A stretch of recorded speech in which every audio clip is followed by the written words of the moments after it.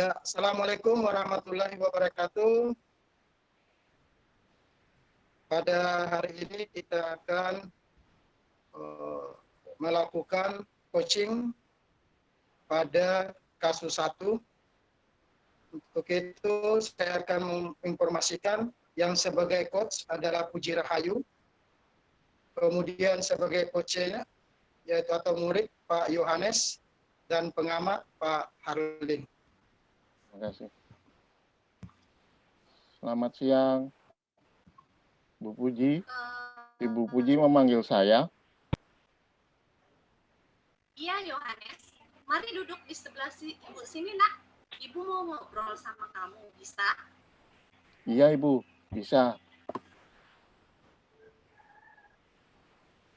Ada apa, Ibu? Tadi,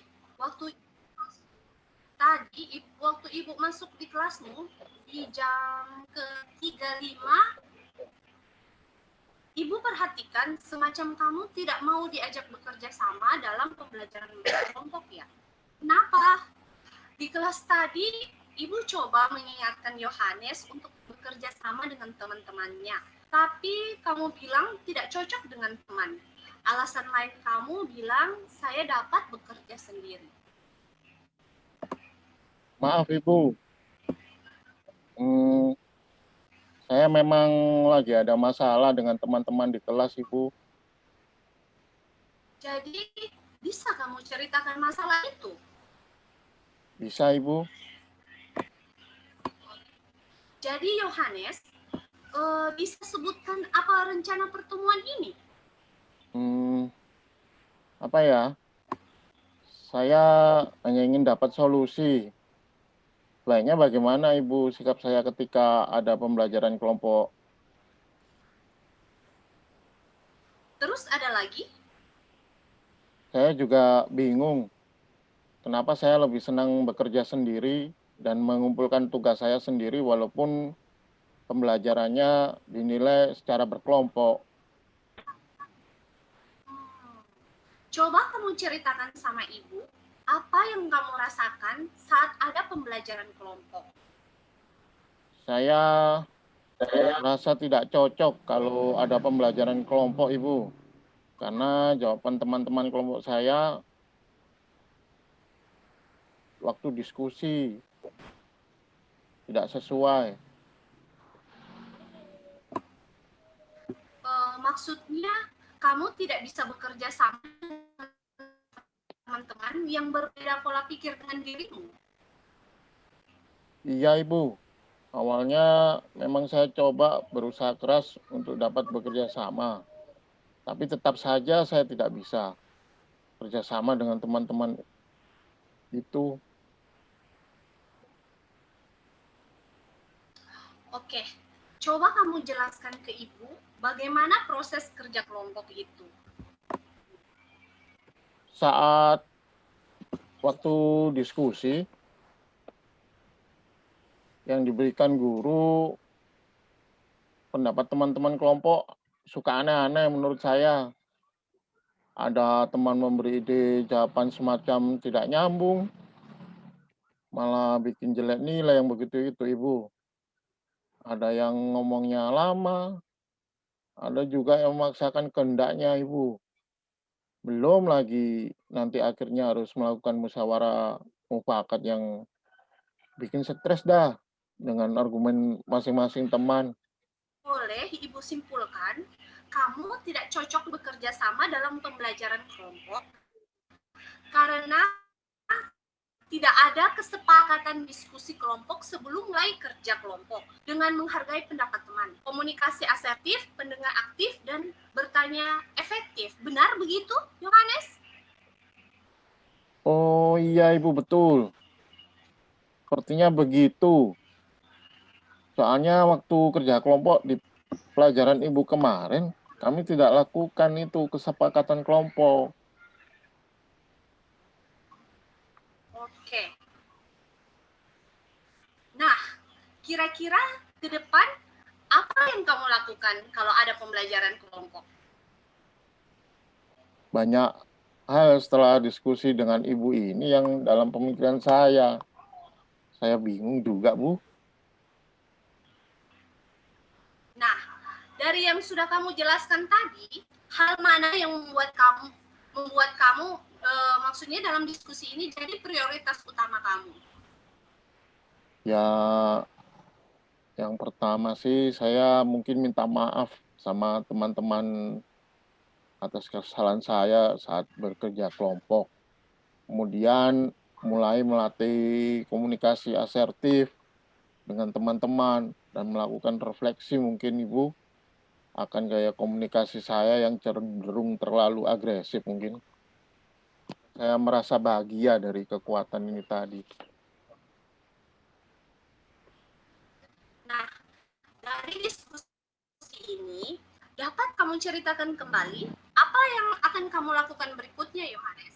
Ya Ibu, saya akan terus belajar menemukan kekuatan potensi diri saya dengan melatih gaya komunikasi, menghargai orang lain, sabar, jadi pendengar aktif, dan menaruh perhatian pada kelompok yang saya temui.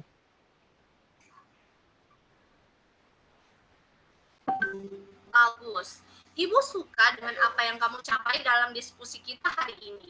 Lalu, komitmen apa yang akan kamu lakukan dalam menjalankan rencana kamu ini? Saya akan menemui teman-teman, meminta maaf atas perbuatan saya, dan melatih kekuatan potensi diri yang saya dapat, yang seperti saya diskusikan dengan Ibu hari ini. Itu komitmen saya, Ibu. Siapa yang dapat membantu kamu, Yohanes, untuk menjalankan komitmen kamu ini? Mungkin nanti saya bisa meminta Harlin, ketua kelas Bu, untuk mengingatkan saya kalau mungkin komitmen saya dan juga membantu merefleksi gaya komunikasi saya juga mungkin Ibu. Nah, ini ide yang baik sekali, Yohanes. Kamu pasti bisa. Iya Ibu, saya pasti bisa. Terima kasih Ibu Puji. Sama-sama, Yohanes. Semangat berjuang. Coaching yang dilakukan pada kasus pertama, Bapak Ibu, demikianlah yang sudah kita saksikan pada latihan coaching pada kasus 1 ini, model Tirta, sesuai dengan langkah-langkah yang kita sudah langkah-langkah dalam model Tirta ini. Tujuannya itu saya melihat bahwa sudah sangat baik karena coach itu sudah mempertanyakan apa rencana pertemuan ini. Jadi di situ ada tujuan yang ingin dicapai. Nah, ini. Kemudian untuk dalam mengidentifikasi permasalahan ini, maka coach ini juga sudah baik, sudah memberikan pertanyaan-pertanyaan seperti coba jelaskan bagaimana proses kerja kelompok itu. Atau ada juga apa yang bisa kamu lakukan untuk kamu bisa bekerja sama dalam suatu kegiatan. Nah, ini adalah bagaimana sudah mengidentifikasi permasalahan yang ada. Sudah mencoba, kemudian dalam hal rencana aksi, ini juga sudah baik menurut saya. Ini seperti hal mana yang membuat kamu jadi prioritas utama. Nah, kemudian ada juga yang saya kutip di situ, kira-kira ada hal lain yang kamu lakukan di rumah dan di masyarakat kamu tinggal. Kemudian ada lagi apa dengan cara ini dapat memantau kamu saat ada pembelajaran kelompok di kelas. Nah, ini adalah rencana aksi yang sangat baik dilakukan. Kemudian untuk tanggung jawab, ini saya melihat juga sudah baik, sudah sangat terpenuhi, yaitu contohnya sini, komitmen apa yang kamu lakukan dalam menjalankan rencana kamu ini. Jadi, ada sebuah tanggung jawab, ada sebuah komitmen yang kuat di situ. Kemudian di situ juga ada siapa yang dapat membantu kamu untuk menjalankan komitmen itu. Jadi ada hal kolaborasi yang baik, ada sebuah komitmen bersama dalam menyelesaikan persoalan-persoalan ini. Jadi mungkin itu yang perlu kami sampaikan untuk coaching pada kasus pertama ini. Assalamualaikum warahmatullahi wabarakatuh. Baik. Kita lanjut ke kasus 2. Oke, sudah siap semua Bapak Ibu? Ya. Baik, di kasus 2 sebagai coach adalah Pak Arlin, sebagai murid atau coach adalah Bu Puji Rahayu, sebagai pengamat adalah saya sendiri Pak Yohanes. Kasus 2 bercerita tentang seorang murid jika dia merasa diperlakukan tidak adil oleh seorang guru. Guru tersebut membuka les privat dan sebagian besar murid di kelas mengikuti les privat tersebut, kecuali murid tersebut. Murid tersebut merasa tidak nyaman ketika guru sering menyindir murid yang tidak mau mengikuti les privatnya. Bahkan murid tersebut juga merasa bahwa nilai yang diberikan pun tidak adil. Para murid yang mengikuti les guru tersebut mendapatkan nilai yang lebih baik dari murid tersebut. Bagaimana cara Anda menanggapi hal ini? Kami berikan waktu untuk menanggapi kasus 2, dipersilakan untuk coach dan Kuci melakukan. Persilakan. Selamat siang, permisi Pak Harlin. Siang. Oh iya, hari ini kita akan berbincang, mungkin Bapak meminta waktu kamu sedikit lama. Kamu tidak apa-apa kan? Iya Pak. Beberapa hari ini Bapak melihat kamu sepertinya mempunyai beberapa hal untuk dipikirkan, sehingga kamu tidak semangat di dalam kelas.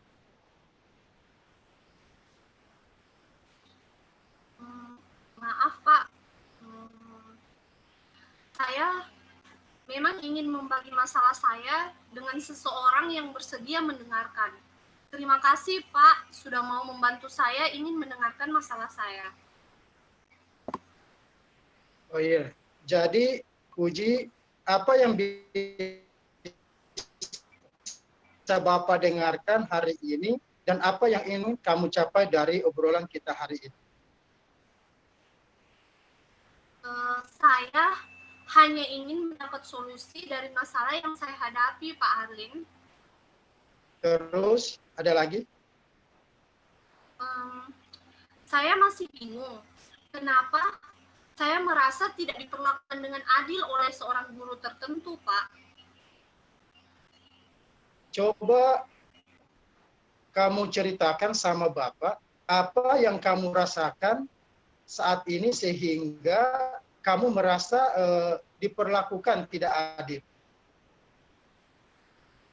Saya merasa tidak nyaman di satu pelajaran, Pak. Saya merasa diperlakukan tidak adil. Pelajaran apa? Bahasa Inggris, Pak. Apa yang membuat kamu merasa tidak diperlakukan dengan adil?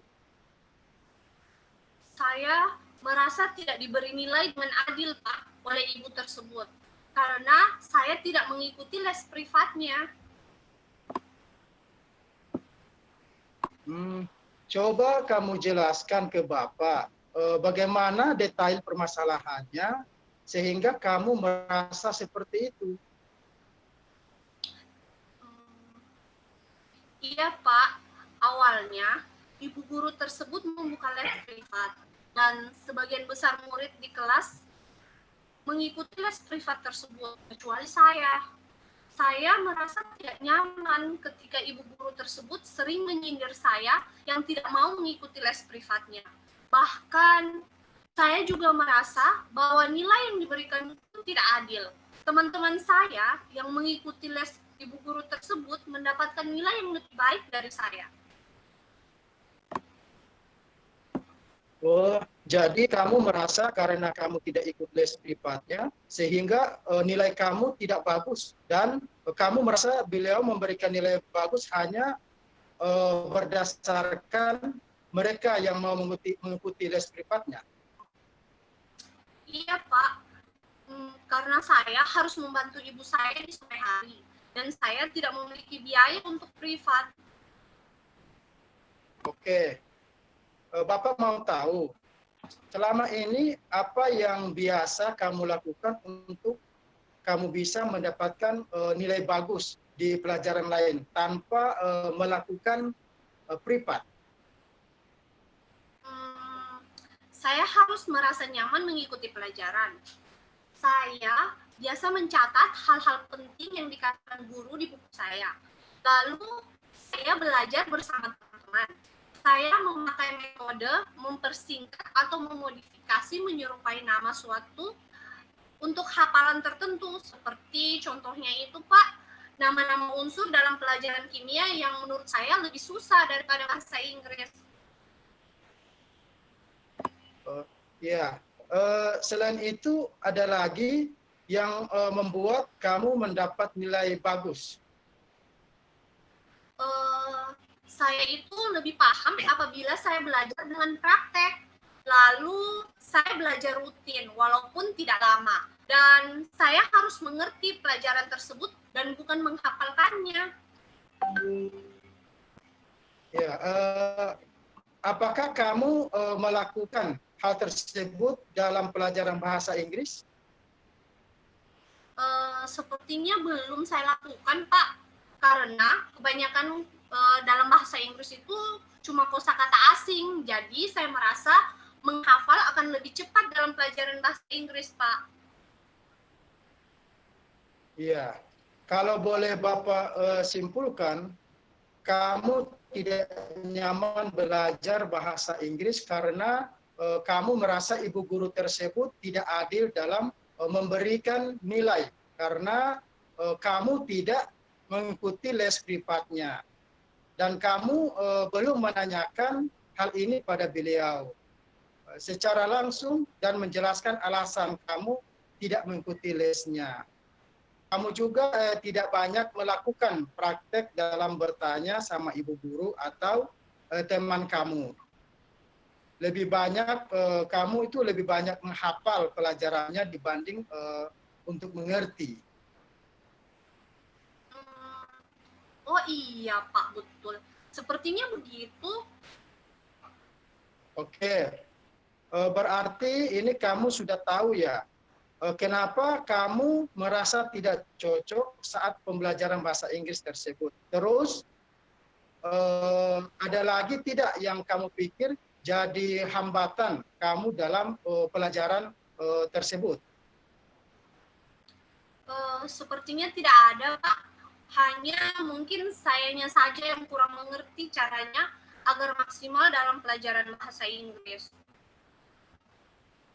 Nah, kira-kira apa solusi yang bisa kamu pikirkan untuk mengatasi masalah ini? Banyak hal setelah perbincangan dengan Bapak dalam pemikiran saya ini yang harus saya urutkan satu persatu penyelesaiannya. Nah, dari yang sudah kamu jelaskan tadi, hal mana yang membuat kamu jadi prioritas utama? Pertama, saya akan menanyakan pada ibu guru tersebut kenapa nilai saya lebih rendah dari teman-teman lain. Lalu, saya akan menyatakan alasan saya tidak ikut les privatnya. Kemudian, saya berdiskusi dengan ibu guru bagaimana saya agar lebih memahami pelajarannya dan apakah ada jalan buat saya pribadi selain les privatnya yang beliau tawarkan agar saya dapat lebih mendalami pelajaran bahasa Inggris. Oke, itu langkah-langkah yang baik untuk kamu. Kira-kira ada hal lain yang dapat kamu lakukan untuk pembelajaran sendiri? Saya juga berusaha merasa nyaman mengikuti pelajaran, terutama di bahasa Inggris ini, Pak. Saya harus mencatat hal-hal penting yang dikatakan guru di buku saya, lalu saya belajar bersama teman-teman terkait materi yang belum terlalu saya pahami atau yang saya belum dapatkan di kelas yang sudah mereka dapatkan dalam les private tersebut. Saya akan memakai metode mempersingkat atau memodifikasi menyerupai nama sesuatu untuk hafalan tertentu, seperti bagaimana menghafal kelompok kata yang merupakan kata sifat dalam bahasa Inggris. Nah, ini menarik buat Bapak. Bagaimana dengan langkah lain yang kamu sebutkan sebelumnya? Oh iya, Pak. Saya merasa menemukan solusi yang harus saya terapkan. Saya merasa harus melakukan banyak praktek dalam penggunaan bahasa Inggris dan mencoba lebih memahami dibandingkan menghafalkannya. Nah, apa dengan cara ini dapat membantu kamu saat nanti dalam pembelajaran bahasa Inggris? Iya, Pak. Dengan melatih kekuatan potensi diri saya berkomunikasi dengan guru tersebut, serta mengubah cara belajar saya, maka saya merasa saya akan bahagia nantinya. Nah, dari diskusi ini, dapat kamu ceritakan kembali apa yang kamu lakukan berikutnya? Iya, Pak. Saya akan terus belajar menemukan kekuatan potensi diri saya dengan melakukan komunikasi yang baik atas permasalahan saya dan mencoba untuk menerapkan gaya belajar yang membuat saya nyaman dan mendapatkan hasil maksimal yang sesuai dengan pelajarannya. Iya, sangat bagus. Bapak suka dengan apa yang kamu capai dalam perbincangan kita hari ini. Lalu komitmen apa yang kamu lakukan dalam menjalankan rencana kamu ini? Saya akan menemui ibu guru tersebut, lalu mencoba berkomunikasi tentang masalah nilai saya, hambatan saya dalam pelajaran, dan alasan saya tidak mengikuti les privat, serta solusi lain untuk saya selain les tersebut yang dapat saya lakukan. Siapa yang dapat membantu kamu untuk menjalankan komitmen kamu ini? Saya rasa saya akan meminta bantuan teman-teman, terutama Yohanes, Pak. Yohanes itu pintar, Pak. Dan juga Bapak sendiri untuk mengingatkan saya tentang komitmen saya. Kalau untuk Yohanes, kenapa saya meminta bantuan dia? Karena dia juga mengikuti les privat bahasa Inggris tersebut dan memiliki kemampuan berbicara dan menulis dengan baik dalam bahasa Inggris. Dan dia akan membantu saya merefleksi komunikasi saya serta membantu saya dalam mempraktikkan pelajaran bahasa Inggris lebih baik lagi. Nah, ini Bapak sangat senang dengan ide-ide kamu.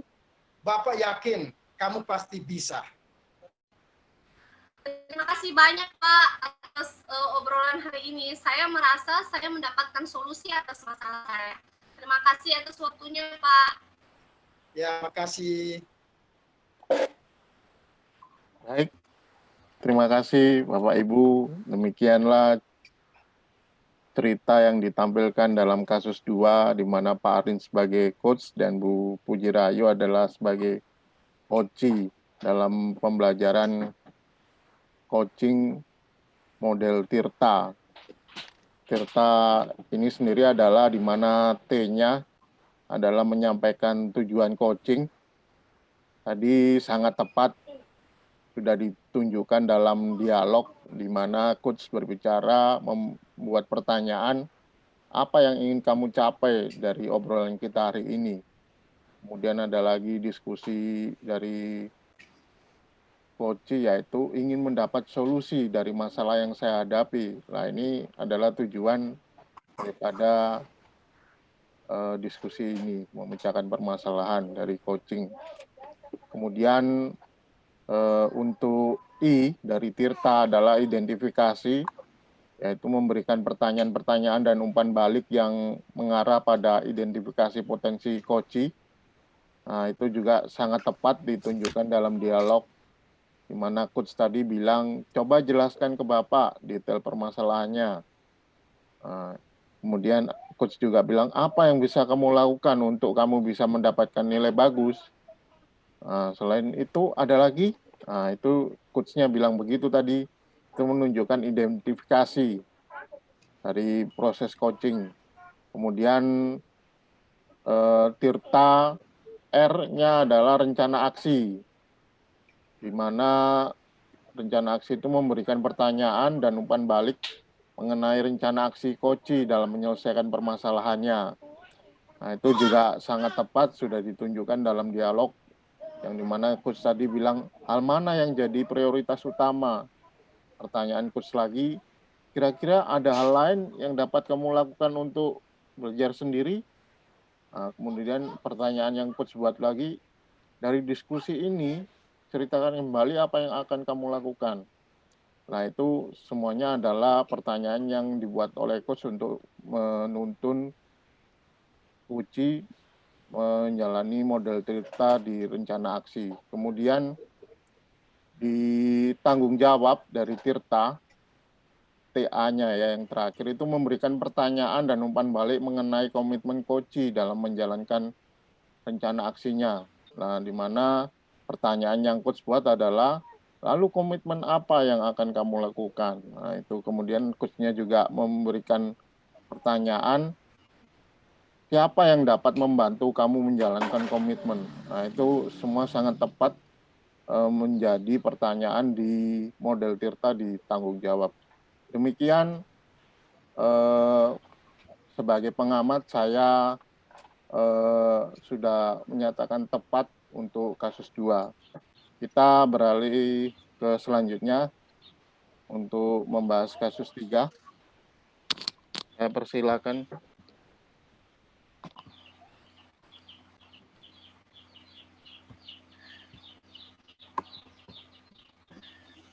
Baik, terima kasih Pak Yo atas kesempatan yang diberikan kepada saya. Assalamualaikum warahmatullahi wabarakatuh. Waalaikumsalam warahmatullahi wabarakatuh. Ya, perkenalkan saya Puji Rahayu dari kelompok 1. Di sini saya merupakan pengamat. Di sini kami akan membahas tentang skrip kasus 3, yaitu di mana Pak Yohanes memerankan diri sebagai coach, Pak Harlin memerankan diri sebagai coach, dan saya sendiri sebagai pengamat.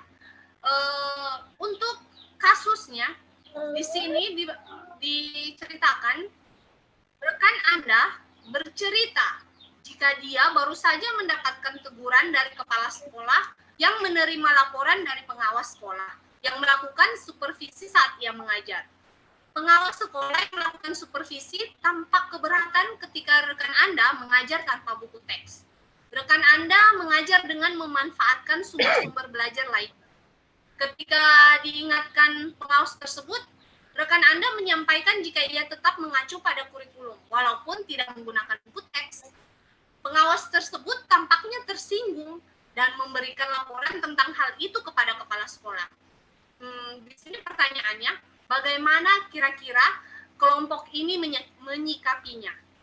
Jadi saya persilahkan kepada Pak Yohanes dan Pak Harlin untuk memulai kasusnya. Silakan. Halo, Pak Harlin, apa kabar? Ya, kabarnya kurang baik. Wah, lagi kurang sehat kah? Tidak, cuma ada masalah yang masih jadi buah pikiran.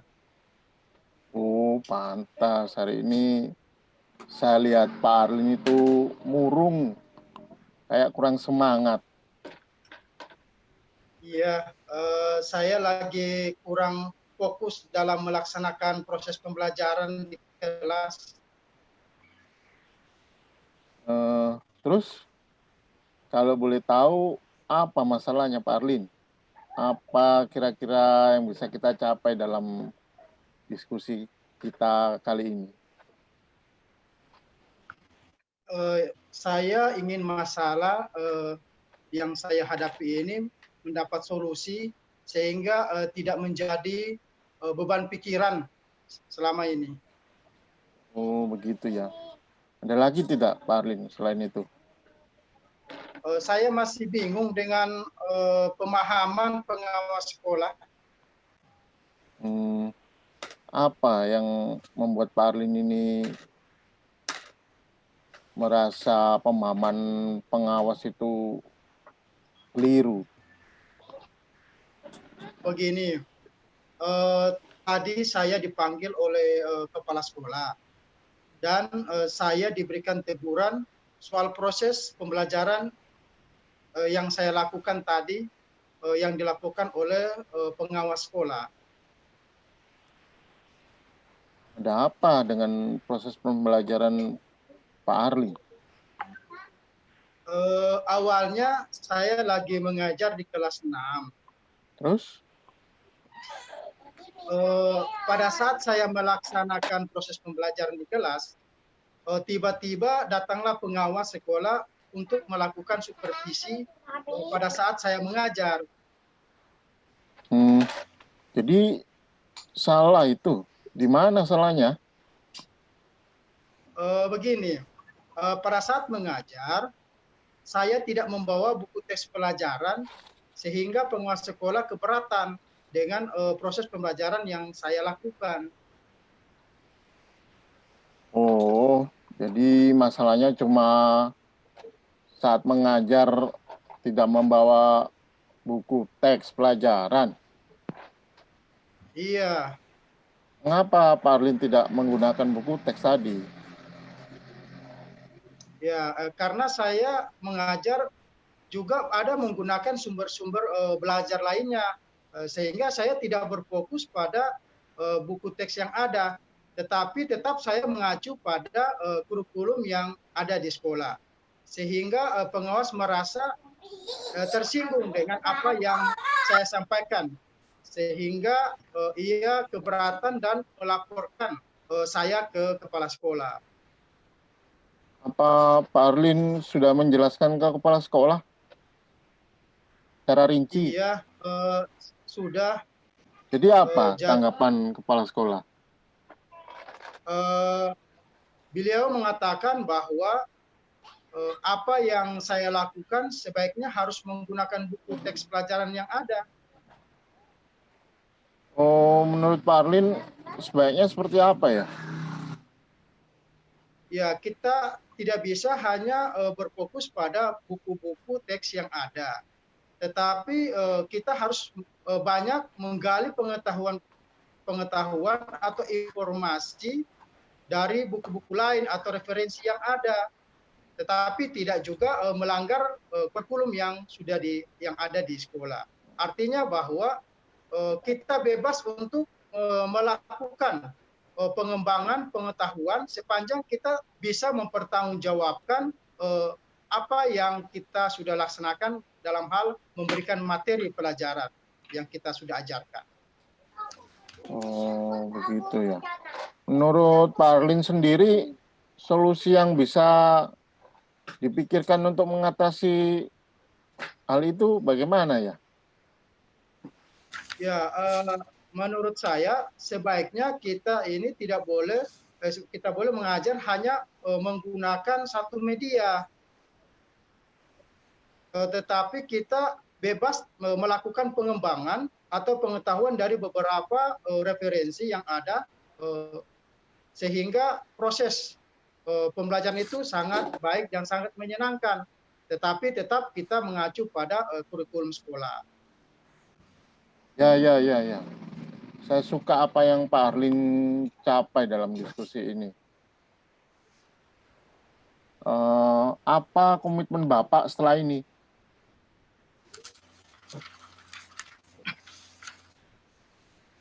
Saya akan menemui pengawas sekolah untuk meminta maaf dan mencoba mengkomunikasikan tentang masalah saya ini. Oh, bisa ya Pak ya. Saya yakin bahwa bisa. Siapa yang dapat membantu Bapak untuk menjalankan komitmen ini, Pak?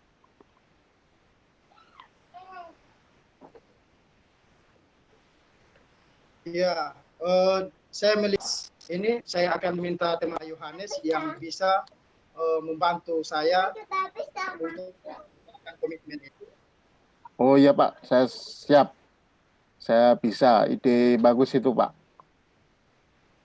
Terima kasih Pak sudah membantu saya dalam memecahkan masalah ini. Ya, sama-sama Pak Arlin. Senang rasanya melihat Pak Arlin udah ceria, senang lagi ini ceria. Terima kasih.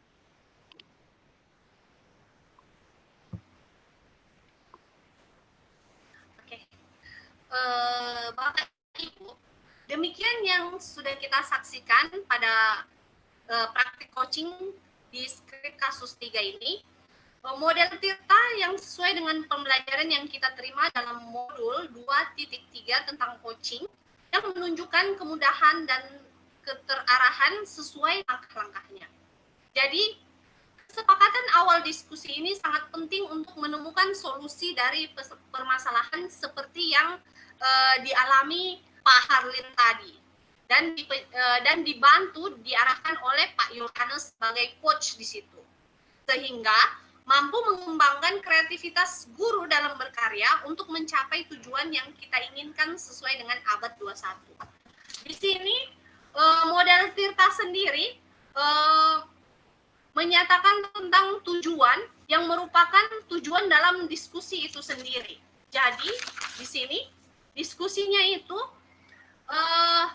dalam tujuan ada pernyataan coach Tirta yang saya amati di sini sangat baik sekali, sudah melengkapi apa yang diberikan contoh pada modul 2.3. Di sini Tirta merupakan singkatan dari T, tujuan, yang merupakan tujuan dalam diskusi itu sendiri. Di sini ditujukan pada pernyataan coach, kalau boleh tahu apa masalahmu dan apa yang ingin kamu capai dari pembicaraan kita ini, katanya di situ. Terus coachnya sendiri menyatakan saya ingin masalah saya cepat mendapat solusinya sehingga tidak menjadi beban pikiran selama ini. Jadi di situ tujuannya dari pertanyaan ini adalah bagaimana menemukan solusi dari permasalahan yang dihadapi coach.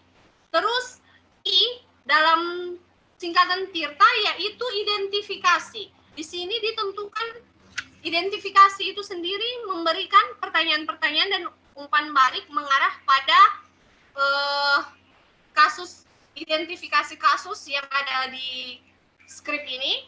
Jadi identifikasinya itu diberikan coach dengan pertanyaan ada apa dengan proses pembelajaran kamu. Di situ ada masalah ya. Jadi ditanyakan, dipancing, diarahkan oleh coachnya itu kepada coach untuk menjawab kira-kira masalahnya apa, identifikasi masalahnya apa. Jadi coach di sini ada jawaban di sini begini. Pada saat mengajar, saya tidak membawa buku teks pelajaran, sehingga pengawas sekolah keberatan dengan proses pembelajaran yang saya lakukan. Jadi ini bentuk identifikasi yang dinyatakan coach ini sudah sangat jelas ya, pengenalan masalahnya apa yang akan dicarikan solusinya. Seperti itu. Sedangkan pada R, di Tirta, yaitu rencana aksi.